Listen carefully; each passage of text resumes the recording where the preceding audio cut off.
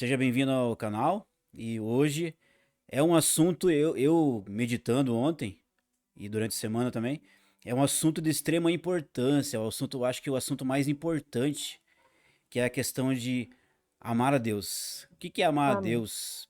Eu até dei uma introdução ali. O que que é amar a Deus? Porque a gente ouve as pessoas conversando sobre amar a Deus nos ônibus, né? Quando a gente, pelo menos no tempo de ônibus, né? Que é só de carro agora. É.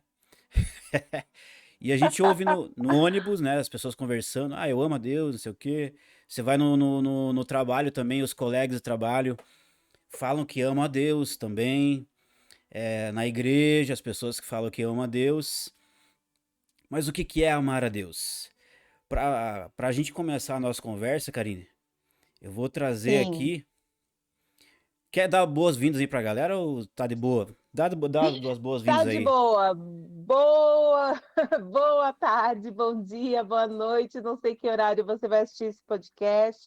Gil, obrigada por estar aqui mais um dia com você, participando do podcast Discípulos. É um prazer estar aqui. Vamos lá. Continua aí, fala do vamos falar do amor de Deus. Então, o texto base, eu vou usar Mateus 22, versículo 37, 38 Certo. e 39, que Ok. Jesus está falando assim. Jesus respondeu: Ame o Senhor seu Deus de todo o seu coração, de toda a sua alma e de todo o seu entendimento. Este é o grande e primeiro mandamento. E o segundo, Exato. semelhante a este: ame o seu próximo como você mesmo. Só para dar uma introdução, daqui a pouco a gente vai falar sobre mais profundo sobre esse assunto. Mas hoje, qual que é o significado de amor hoje na sociedade? O que que eu observei, né? Observei ouvindo as pessoas e também no YouTube, muitos artistas, né, falam que amam a Deus. Você já ouviu aquela expressão, Karine? Eu também sou filho de Deus? Tipo assim, deixa eu, né? Vamos usar uma expressão que não sei se vai pegar muito bem para pessoas que gostam, mas sem ofender. Quando a pessoa entra no bar, deixa eu tomar uma aí que eu também sou filho de Deus. Você já ouviu essa expressão? Que eu também sou filho de Deus? Que eu tam... Já ouvi essa expressão, sim. Então, essa é uma das frases que a gente ouve, né? De pessoas que falam que amam a Deus. Hoje nós vamos ver na internet frases de amor a Deus, tão romântico, né? Aquelas coisas ali. E no geral, né? No geral a gente observa isso. Mas no meio cristão também a gente ouve pessoas falar que amam a Deus. Mas na verdade, muitas vezes, a maneira que nós amamos a Deus é uma maneira um pouco errada, assim, de pensar. Às vezes a gente ama a Deus, mas faz o que a gente quer, a gente fala o que a gente quer, a gente pensa o que a gente quer, a gente. Na igreja, por exemplo, a gente. Tipo assim, a gente fala que ama a Deus porque a gente vai na igreja durante os domingos, todo domingo tá lá, todo sábado tá lá na reunião de oração, mas dia de semana a pessoa vive uma vida totalmente diferente. Então, o significado de amar a Deus é mais no sentido de agradar a nós mesmos, eu acredito. As Sim. pessoas amam a Deus, falam que amam a Deus, mas é uma ideologia, né? Cada um ama a Deus do jeito que quer, do jeito que pensa, do jeito que, enfim, do jeito que aprende na televisão, nos filmes, né? E é É aquela paixão. quase um, Pode falar. uma oração assim, venha vocês ao meu ventre, né? E seja feita a minha vontade aqui na terra e o céu que obedeça, por favor, Deus, É isso mesmo. né? É uma coisa bem muito estranha, assim. Mas De se quando. falar choca, mas é isso mesmo. Isso mesmo. As pessoas não têm muita noção, assim, né? De amar a Deus.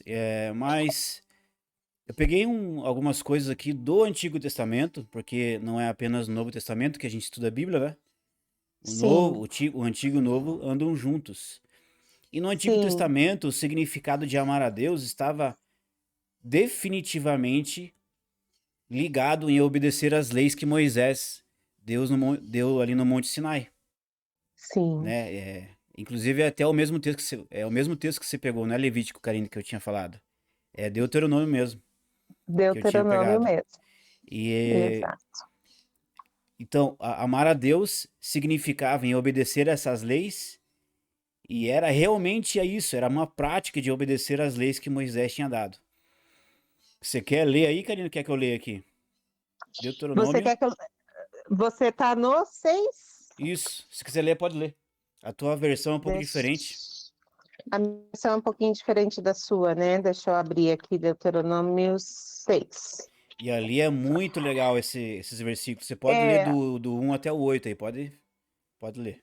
6 do 1 ao 8, vamos lá. É, Estas são as leis, isso é, os decretos e os mandamentos de Yahvé, o Senhor teu Deus. Ordenou que eu vos ministrasse, a fim de que coloqueis em prática na terra, na quais está entrando, com o objetivo de tomares posse dela. Sendo assim, tu tens teus filhos e teus netos, temereis a Yahvé, o Senhor vosso Deus, e obedeceis a todos os seus estatutos e mandamentos, que eu hoje vos ordeno, para que vos guardeis durante toda a vossa existência, a fim de que vossos dias sejam felizes e prolonguem na terra.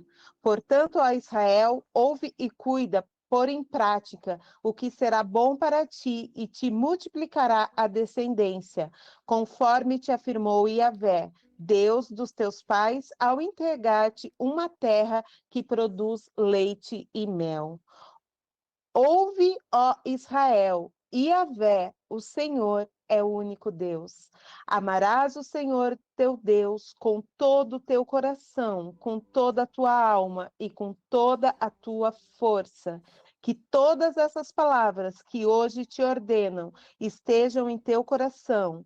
Tu ensinarás com todo zelo e perseverança aos teus filhos, conservarás sobre as escrituras quando conversarás sobre as escrituras quando estiveres sentado à tua mesa, quando estiveres andando pelo caminho e ao te deitares e ao te levantares. Também atará essas palavras como um sinal na tua mão e no teu braço, e as prenderá à tua testa como um filactério. meu.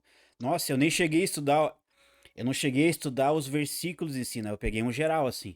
Mas se a gente for estudar isso aqui, Uhum. meu Deus, É muito é um forte. baque.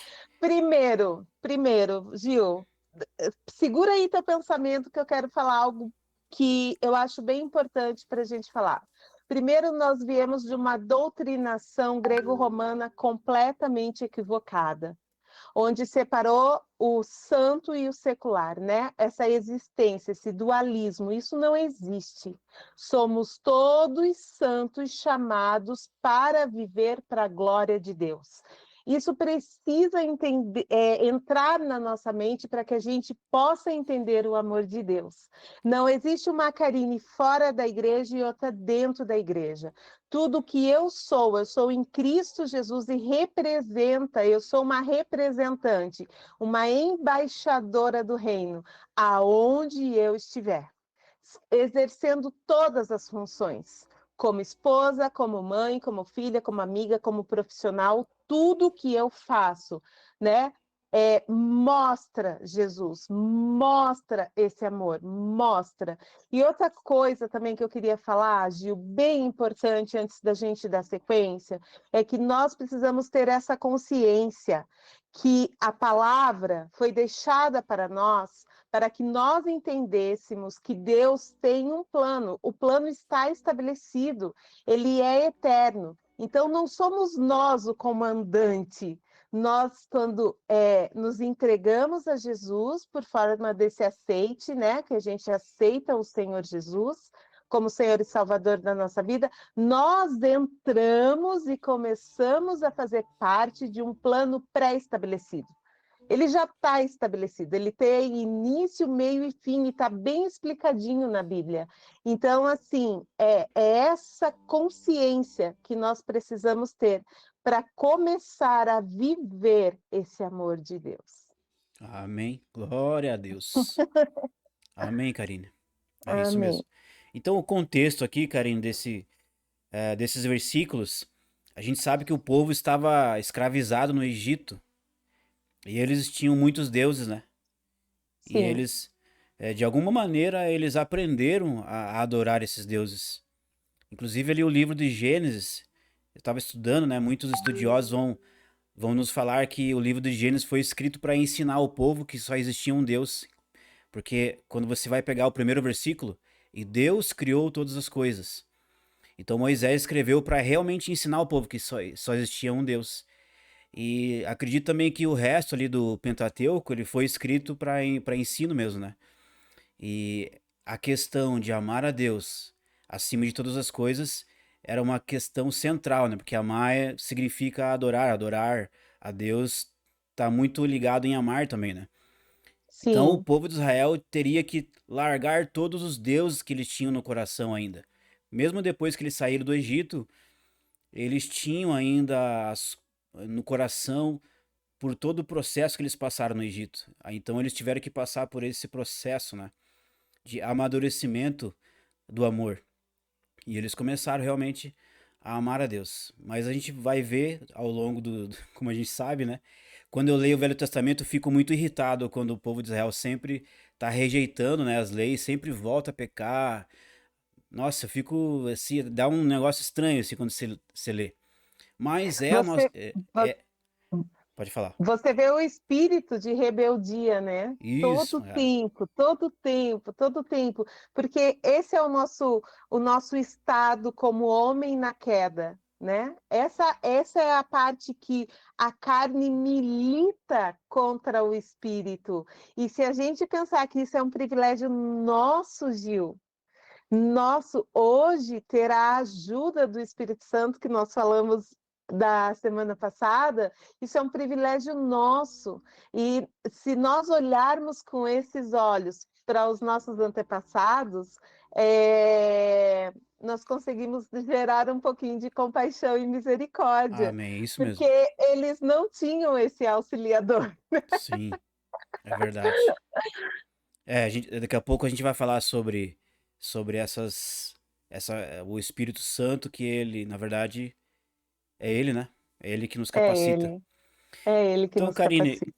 aqui, amar a Deus no Antigo Testamento. Jesus ali no o versículo que a gente leu, ele vai usar esses versículos aqui, ele vai usar esse contexto. Na verdade, Jesus sempre usou, né? Sempre usou ali as leis, os profetas ali para falar para o povo. Mas amar a Deus no Novo Testamento também, ele está inteiramente ligado a obedecer também. Lá em Sim. 1 João 2,4, está escrito assim: E nisto sabemos que o temos conhecido, se guardarmos os seus mandamentos.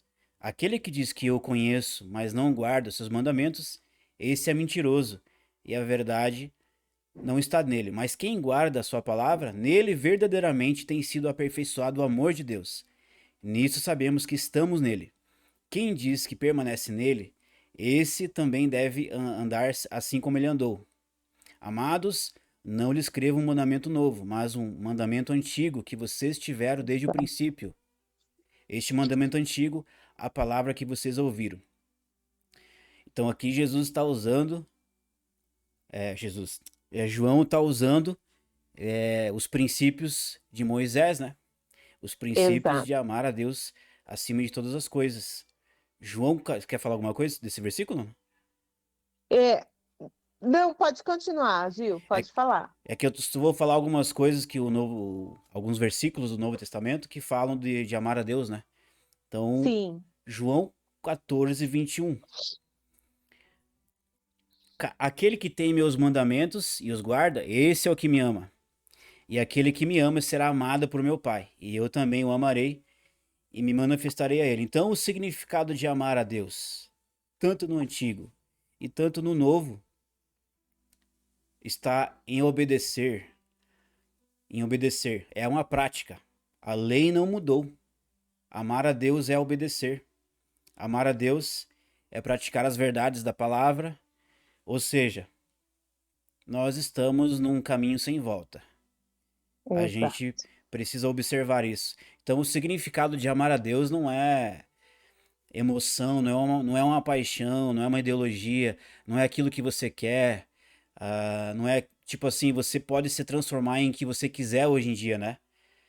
Afinal de contas, você também ama a Deus, você também é filho de Deus. Você pode fazer o que você quiser, tá tudo liberado. Eu gravei um vídeo esses dias falando sobre isso, sobre o caminho estreito e o largo. Então, Exato. então é isso. Tem uma frase, né, que a gente ouve muito que diz que toda forma de amor vem de Deus, né? A Uhum, verdade é que essa frase ela é mentirosa. Quando você começa a se relacionar com a palavra e ler a palavra, amor ágape tem um modelo, Gil. E no desenvolver da escritura, ele nos mostra esse modelo, né? uhum, Aquele que tem a minha lei. Tem, você, é o verbo ter, é o verbo de posse, de possuir, certo? Eu tenho os mandamentos do Senhor comigo, atados na minha mão e na minha mente, na minha testa. Isso é uma prática do judeu, de colocar mesmo, né, o Pentateuco na testa, eles têm isso, mas isso para nós hoje é uma prática. Tudo que fazemos e tudo que pensamos, a lei precisa estar incutida em nós. Essa prática de obediência da vontade de Deus, né? Você começou esse texto falando sobre a vontade de Deus. Isso é outra frase que eu marquei aqui. Deus está no controle. Deus está no controle do quê, Gil? Do quê? Dos nossos planos ou do plano dele? pois é, isso mesmo. Porque quando Romanos diz, lá em Romanos 8, Paulo diz, no 28, que todas as coisas cooperam para o bem daqueles que amam a Deus e vivem segundo o seu propósito, ou decreto, algumas traduções, todas são todas as coisas, as boas e as ruins. Mas onde está o nosso coração passando pelos dias ruins, passando pelas noites escuras da nossa vida, da nossa alma. Deus não mudou, ele é imutável. Então, assim, e esse controle, Gil, de achar que se nós fazemos todas as coisas certinhas, né? Nós vamos alcançar todas as coisas em Deus, isso também é meio vago, porque existe um plano soberano sobre a nossa vida. E quando a gente se coloca neste lugar junto a Deus, através da nossa oração, Jesus nos ensinou: venha o teu reino e seja feita a tua vontade. Então, assim, o lugar do nosso coração não é planejar algo, é desejar aquilo que já existe. E através da oração existe esse alinhamento entre a vontade de Deus e a nossa execução sobre a face da terra. Que para minha vida vai ser uma coisa, para a sua vai ser outra, para a Mary vai ser outra, porém, todos juntos cooperam para um plano eterno já estabelecido, já foi consumado na cruz. Então, Uhum, assim, essa história de que Deus está no controle, Deus está no controle de quê? Do quê? Do plano eterno dele. E ele vai fazer com que todas as coisas da nossa vida cooperem para isso. sim, verdade. Karine, tem uma coisa também que a gente pode debater, não, né? Conversar. Sobre o amor imaturo. Porque tipo assim, é fácil a gente falar que amar a Deus é obedecer, né? Tipo assim, se a gente for conversar sobre isso, é tranquilo. Mas muitas vezes a gente se frustra na nossa caminhada. Eu, né? Muitas vezes, muitas e muitas vezes já fiquei com deprê, não, não depressão, mas daquela deprê Sim, que você, de ter tipo, falhado, né? isso. Durante a nossa caminhada, a gente ainda é imaturo, daí a gente erra, daí a gente fica, né, triste, e igual Pedro. E a gente tem que entender que o nosso amor, ele é um amor que não é perfeito. A gente está num corpo pecaminoso. Sim, Então, o nosso amor ele vai sendo aperfeiçoado conforme a nossa caminhada, né? Não é de uma hora Sim, para outra assim, tipo, eu decidi amar a Deus, então eu vou amar a Deus. Até por um certo tempo você consegue, né? Tipo, um mês ali. Você vai seguindo certinho ali sem pecar e começa a fazer o bem para as pessoas, mas chega uma hora que não, você não aguenta, né? Você vai. Porque a nossa natureza é pecaminosa. E isso não quer dizer uma desculpa, né? Não é uma desculpa para você continuar pecando. Só que a gente precisa entender que é um processo, né? E eu queria trazer um pouco aqui para a gente conversar sobre Pedro. Que certo. Pedro, para quem não sabe, Pedro, ele era um pescador, inclusive ele vivia da pesca, e ele teve um encontro com Jesus ali na pesca. Eles tiveram uma noite ali, frustrada, que eles não conseguiram pescar. Eu não sei se você já assistiu o serial The Chosen, quem já assistiu. Eles deram um contexto muito legal. Já assistiu, Karina, o Já The Chosen? assisti. Eles deram um contexto muito legal. Então eles tiveram uma pesca ali e Jesus veio, fez um milagre ali diante deles. E Pedro viu o Filho de Deus ali, a glória de Deus. Ele teve esse encontro com Jesus. E a gente vai perceber ali que Pedro largou tudo, não só Pedro, mas Tiago e João também largaram tudo para seguir Jesus. E eles tiveram esses encontros. Pedro viu Jesus sendo transfigurado ali, né, no monte, né, até antes da morte de Jesus, né? Jesus convidou eles para ir orar ali, e eles viram a transfiguração ali, viu Elias e Moisés, se eu não me engano, né? Então, mais Sim, isso, né? sim. Ele viu a glória e o amor foi aumentando. O amor de Pedro por Jesus foi aumentando. E ele também, Pedro, ele falou que amava a Deus também. Jesus, ele tinha perguntado para Pedro se ele amava a ele. Só que ele falou por 3 vezes que amava, com toda a força ali, né? Na nossa caminhada cristã, quando a gente é novo convertido, porque aqui foi 3 anos, né, mais ou menos, que os discípulos viram com Jesus. Então era um amor ainda, eles estavam novos convertidos. Então Sim. Pedro estava com toda a vontade de dizer, claro que eu amo o Senhor. Só que quando Jesus perguntou pela terceira vez, ele já ficou frustrado. Ele já ficou frustrado com Jesus. E ele sentiu uma certa, né, Jesus já estava pegando ali na ferida. Em Mateus, deixa eu ver aqui se é. E também tem uma coisa em Mateus capítulo 16, Jesus interroga os seus discípulos e pergunta para eles quem os discípulos pensavam sobre Jesus. Aí Exato. Pedro, né, tomado pelo Espírito ali, disse: Tu és o Cristo, filho do Deus vivo. Só que logo em seguida, no mesmo capítulo 16, Jesus começa a falar que ele ia morrer, que ele precisava voltar para ir lá para Jerusalém e ser preso pelos soldados. Aí Pedro, né? Pedro cheio do diabo, falou: jamais, Senhor, jamais você vai acontecer isso com você. Aí Jesus repreendeu ele, né? E falou: arreda Sim. de mim, Satanás, porque Para trás você de mim, isso, Satanás. Isso aí. porque você não entende as coisas de Deus, mas os homens. Então, ali no começo, Pedro foi guiado pelo Espírito, mas aqui já, né, já foi guiado pelo diabo. Aí depois, Jesus ali no Getsemane, um dos momentos mais importantes de Jesus, né, chegando perto da sua morte, convidou Pedro, Tiago e João para estar vigiando com ele no monte, ali no Getsemane, que o Getsemane, ele significa lagar de azeite. É um lugar onde o azeite era moído. Sim, Então, é bem interessante, né? bem. Então, Jesus ali por 3 vezes, ele volta ali para ver se os discípulos estavam vigiando, mas eles estavam dormindo. Então, mais uma vez, a gente vê a imaturidade. Pedro, Tiago e João não conseguiram vigiar nem por uma hora. E antes eles tinham falado, Pedro, né, falou para Jesus que se for preciso, ele iria morrer, mas ele não ia negá-lo. Inclusive, todos os discípulos falaram isso, todos os discípulos concordaram com Pedro que eles não iam negar Jesus. Mas quando Jesus foi preso, eles estavam ali, depois que eles oraram aqui, né? Depois dessa vigia, quer dizer, oraram entre aspas.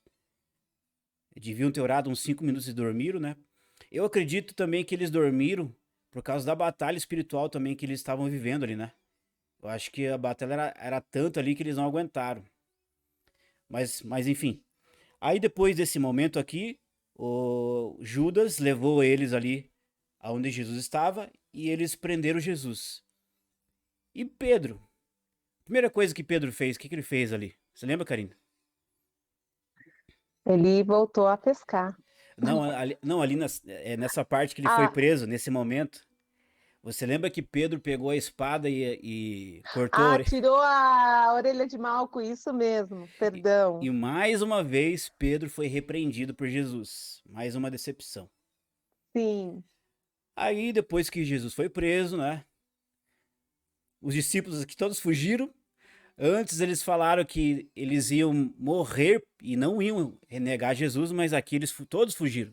Todos, Pedro, Tiago, João, todos eles fugiram de Jesus ali. Um pouco mais para frente, quando Jesus já tinha sido preso, Pedro então ele nega Jesus por 3 vezes. E diante de empregados ainda, diante de pessoas simples ali, que apenas perguntaram para ele: Você não é aquele que era seguidor de Jesus? Em Mateus vai falar que são 2 empregadas e um servo ali dos soldados romanos. sim. Então Pedro negou Jesus por 3 vezes.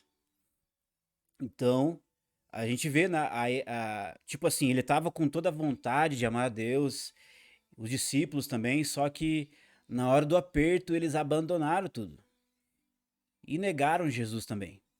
Mas a nossa vida é assim também. A minha vida foi assim. E até hoje é assim. Muitas vezes a gente erra no meio do caminho. Só que tem uma coisa aqui, Karina, que daqui a pouco eu já te dou a palavra, que eu Imagina. achei impressionante e maravilhoso ao mesmo tempo. Em Lucas 22:31, então antes de Pedro negar Jesus por 3 vezes, e antes de Jesus ser preso e ser crucificado, e antes até mesmo de Pedro voltar para a pesca, né, que ele tinha desanimado, olha uma coisa em Lucas 22:31, diz assim: Simão, Simão, eis que Satanás pediu para peneirar vocês, os discípulos, todos os discípulos, como trigo. Eu, porém, orei por você, para que a sua fé não desfaleça. E você, quando voltar para mim, fortaleça os seus irmãos. Então, Pedro, todos eles desistiram, né? Nesse amor imaturo da nossa fé.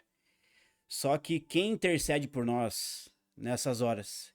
Quem que é aquele que entrega a vida por amor a nós? Quem que é aquele que está sempre de braços abertos e chorando toda vez que a gente erra e se alegrando, né, toda vez que a gente se alegra também? E eu me vi na vida de Pedro aqui. A minha vida está Uhum. toda aqui, tipo, todas as fraquezas que eu cometi, todos os pecados que eu cometi no meu passado, eu me Sim. emociono porque é uma coisa maravilhosa. Deus orou por Pedro e depois a gente viu os milagres que eles realizaram ali no, em Atos dos Apóstolos, e depois a gente viu o amadurecimento que eles conquistaram ali na igreja. Eles constituíram a igreja do Senhor, eles amadureceram, eles pregaram, inclusive na primeira pregação de Pedro, foi mais de 3.000 almas. E agora eu vou deixar você falar um pouco, senão eu já me empolgo. Mas eu Pode achei. se empolgar, pode se empolgar. Gil, de tudo isso que você está falando da história de Pedro, né, e do amor imaturo, enquanto você falava, veio algo ao meu coração que está lá no Salmo 51. Esse salmo foi o salmo da confissão de Davi, né, depois que ele comete o adultério. E lá no versículo 12 ele pede algo. Ele pede ao Senhor que restitua a alegria da salvação e sustente ele com um espírito disposto a Uhum, obedecer. E esse é o poder da cruz na nossa vida. E esse é o poder da graça de Deus na nossa vida. Essa sustentação não quer dizer que a gente não vai pecar. Não quer dizer que muitas vezes tentando acertar, a gente vai errar. Porque isso mesmo foi dito por Paulo. As coisas que eu quero, eu não faço, mas as que eu não quero, essas sim eu faço. O que que é isso? É uma luta. É uma luta da carne contra o espírito, da nossa natureza pecaminosa, lutando para ser santo como Jesus é santo. Então, assim, é todo esse processo de Pedro, né, dessa imaturidade de Pedro. Eu creio que verdadeiramente, Gil, os discípulos só se converteram após a morte de Cristo. Até então, eles andaram juntos, sabiam que era um homem santo, viram muito milagre, acreditaram que era o próprio Deus, pela revelação do Espírito Santo que foi dado a Pedro. Porém, esse poder para construir a igreja e realmente estabelecer o evangelho de Cristo no mundo só veio após a descida do Espírito Santo e com o auxílio do Espírito Santo, que é o próprio Deus, estabelecendo o seu reino na terra. Então, isso é fantástico, isso fala da nossa vida. Fala que eu e você, Gil, não vamos conseguir vencer o mundo, vencer as aflições desse mundo que nos aflige na carne todo dia, toda hora, todo momento, sem a ajuda do nosso amigo Espírito Santo, que é a terceira pessoa da Trindade, já falamos sobre ela na semana passada. Então, assim, sempre que tentarmos fazer algo pela obra da carne, vamos falhar. Vamos falhar. E posso te dizer, isso faz parte do plano de Deus, que a gente fale, porque senão realmente a gente vai achar que é obra nossa. A nossa humanidade caída vai achar que é obra nossa. Por que Pedro volta a pescar? Porque ele foi tomado pela culpa. Por que que na hora que Jesus está lá, ele diz, chame os discípulos e a Pedro? Por que que de todos os discípulos, Pedro foi o único que ele chamou pelo nome? Porque ali Jesus estava entregando a identidade de Pedro novamente. Pedro, e Uhum, Pedro, tu é rocha. uhum. Lembra, em ti eu fundamentei a minha igreja. Então, é esse amor. É esse amor que nos estabelece, que nos traz identidade, Gil, que diz para a gente quem nós somos, e isso é maravilhoso. É uma construção, é um processo mesmo de Deus. O nosso espírito, essa precisa ser a nossa oração. Pai, me dá um espírito disposto a te obedecer. Porque quando você está nesse lugar de humildade, um dos grandes requisitos para andar com Deus, Gil, é o quebrantamento do coração. É o quebrantamento do nosso coração. Porque é através do quebrantar do coração, do nosso pranto, do nosso choro, né? Que vem o arrependimento, o Espírito Santo que convence do pecado, da justiça e do juízo.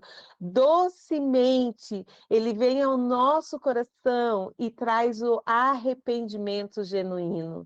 Então, andar com Jesus, ele requer isso.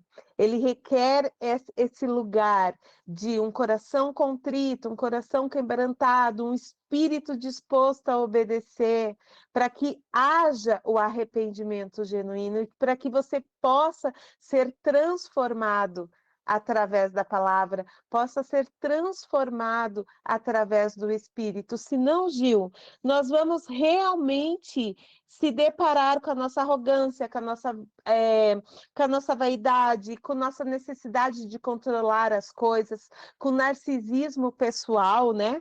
Que é uma aparência, tudo isso gera uma aparência falsa cristã. E isso é a falsa humildade. O Senhor nos quer nesse lugar de coração inteiro, por isso que é todo dia, Gil. Todos os dias nós reconectamos, todos os dias existe um direcionamento.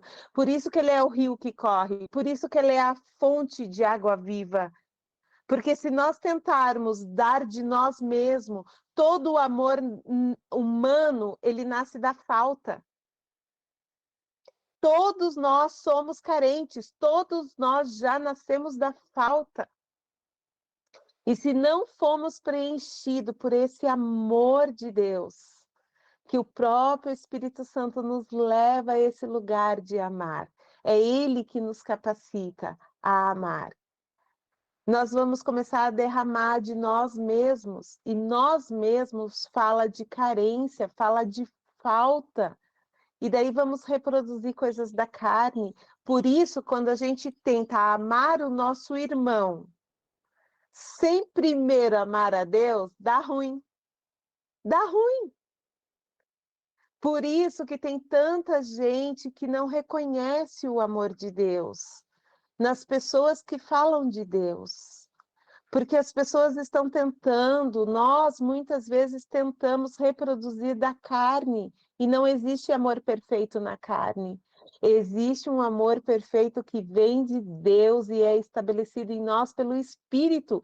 E isso está lá em 1 Coríntios 13, quando ele nos descreve o amor. Paulo nos descreve o amor que vem de Deus. Eu não sei qual é o título na tua Bíblia, mas na minha está escrito o amor que vem de Deus.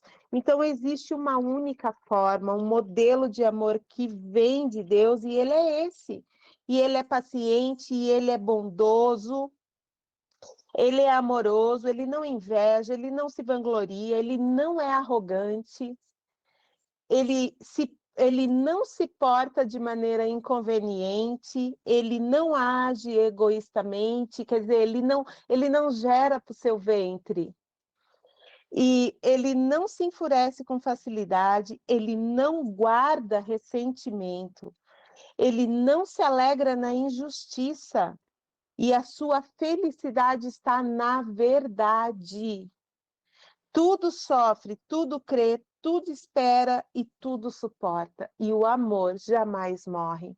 Você quer saber se o amor que você está vivendo é de Deus?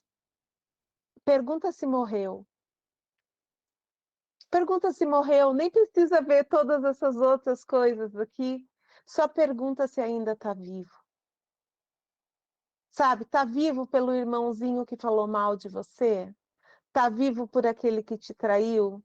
Está vivo por aquele que te deixou no meio do caminho? Está vivo por aquele que arrancou a tua capa dizendo que você não foi chamado e não tem unção para nada? Está vivo? Está vivo? Então é amor de Deus, você já está sendo aperfeiçoada nesse lugar. Isso é fantástico. Isso é maravilhoso, porque ele te leva no lugar que o próprio salmista fala: cria em mim um coração puro e um espírito inabalável, um espírito inofendível, diz alguma. Esse é o nível do amor de Deus. Ele gera em nós, mas ele gera para o outro, para aquilo que você vai entregar ao outro. Por isso, primeiro você recebe de Deus e depois você entrega ao outro. É verdade. Tipo, no contexto judaico, a questão de viver uma vida de santidade, na verdade, a questão de adorar a Deus, ela está inteiramente ligada em viver uma vida de santidade para com o próximo. Não tem como você amar a Deus, adorar a Deus e se isolar, como algumas pessoas fazem, se isolar do mundo. Como que você vai manifestar o amor e a santidade e a adoração a Deus se você não convive com pessoas? Como que você vai, né, amar ali o inimigo se você não tem um inimigo? Como você vai, enfim, tem tantas coisas, né, Karine? Exatamente. Tem um pastor que ele fala que nós vamos para o secreto, né? Porque o Deus que está no secreto, Deus está no secreto. Nós vamos para o secreto para que Deus nos veja, para que Ele veja o nosso coração, para que o nosso coração seja exposto diante dele. Mas nós saímos do secreto para ver Deus nas pessoas. Eu Amém. acho isso E é fantástico. isso mesmo. Isso é maravilhoso. Então, assim, outra coisa que você falou do amigo, né? Lembrei que enquanto você falava, lembrei dessa frase também. Amigo é todo aquele que te leva ao propósito de Deus. Ainda que te traindo, ainda que te machucando, ainda que te virando as costas, ainda que cuspindo na tua mesa, que você serviu com tanto gosto, ainda ele está te lançando para o propósito. Por isso que ele chama Pedro de Satanás e Judas de amigo. Porque Judas lançou ele para o propósito e Pedro queria tirar ele do propósito. Então, assim, tudo aquilo que te lança, Gil, tudo aquilo que te lança é teu amigo.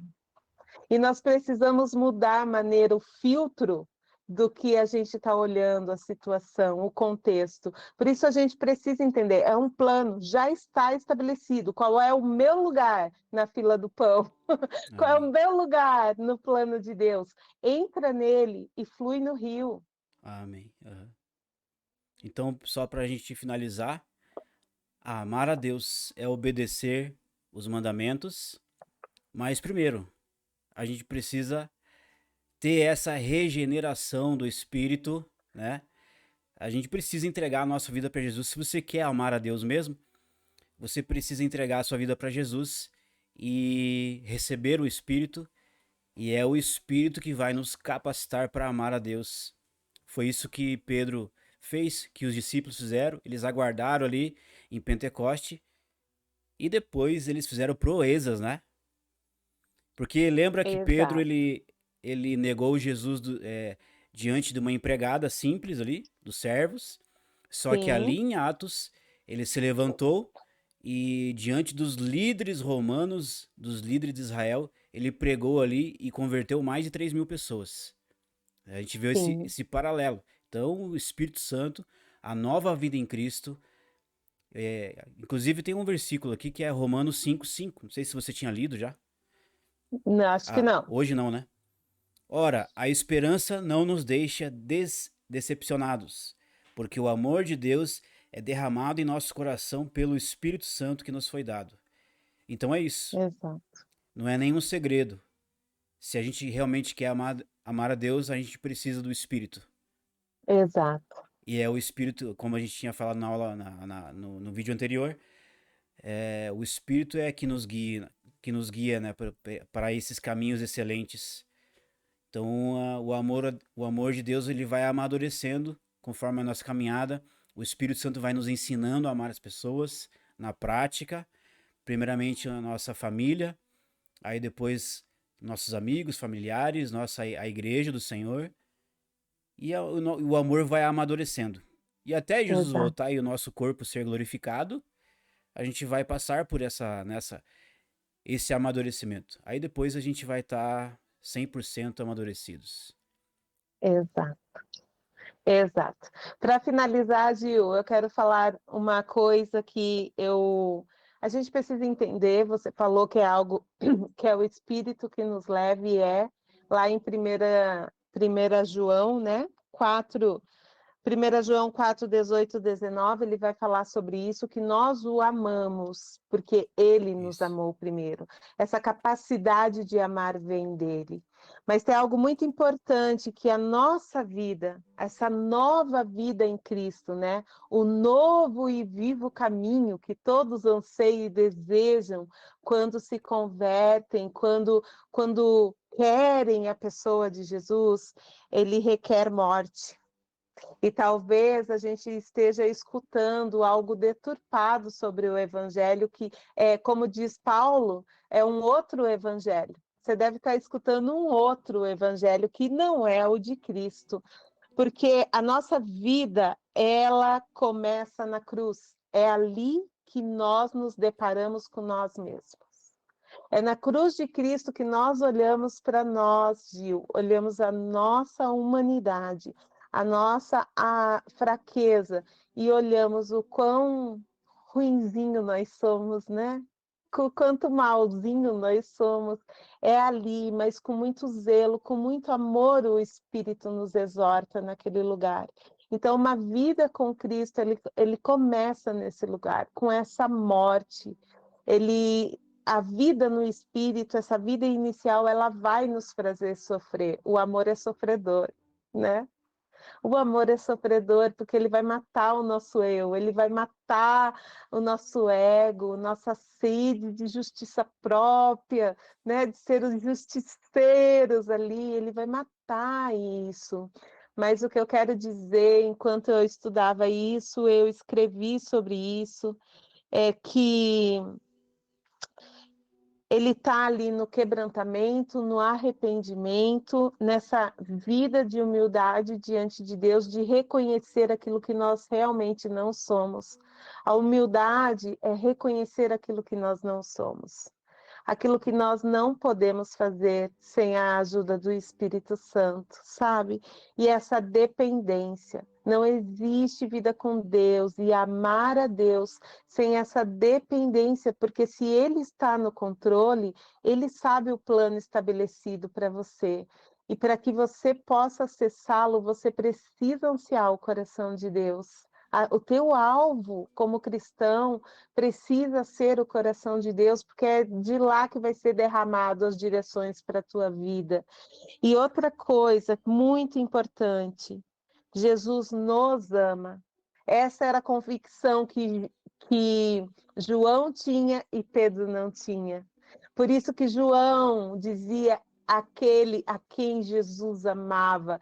Ele é reconhecido como o discípulo amado. Sim. E essa precisa ser a nossa identidade. Eu, Karine, sou a discípula amada de Jesus. Você, Gil, é o discípulo. Essa convicção precisa estar dentro de nós, porque apesar das nossas fraquezas, apesar das nossas falhas, da nossa incapacidade humana de amar, Jesus nos ama.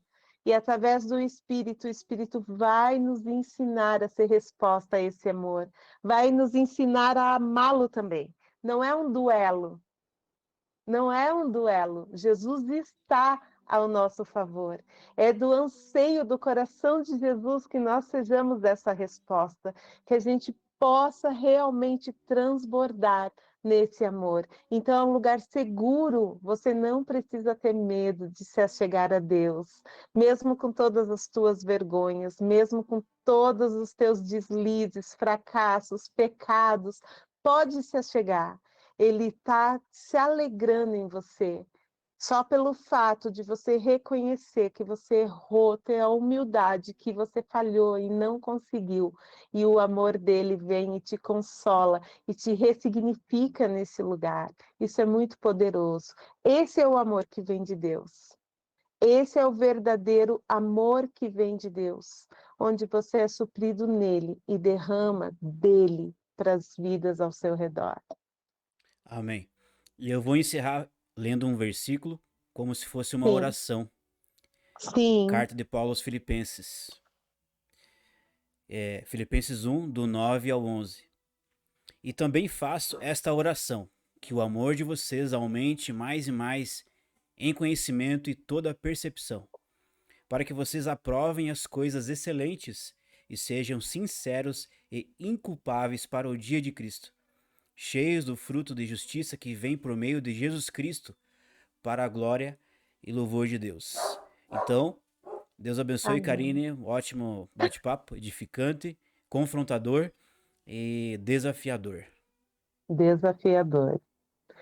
Mas é esse lugar de desafio que vai nos levar a um amor maduro e conseguir ainda, nesse tempo, viver um nível de plenitude com Jesus e com os nossos irmãos. Isso existe, é a paz de todos, né? Buscar a paz com todos, né?